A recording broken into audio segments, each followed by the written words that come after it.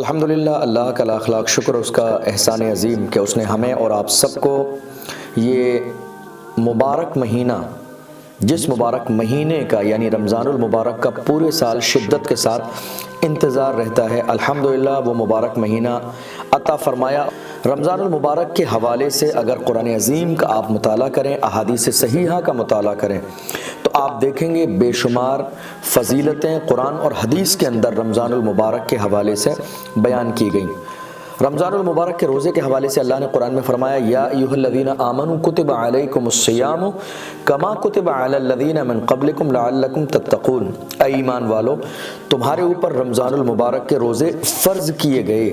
جیسا کہ تم سے پہلے والوں پر فرض کیے گئے تھے، تاکہ تم نیک اور پرہیزگار بن جاؤ۔ ارادہ کر لیجئے انشاءاللہ، اللہ اور اس کے رسول نے چاہا انشاءاللہ اس سال بھی ہمارا اور آپ کا رمضان المبارک بہت عالیشان انداز میں گزرے گا۔ اللہ کی بارگاہ میں دعا ہے پروردگار عالم ہم سب کو رمضان المبارک کی برکتوں سے مالا مال فرمائے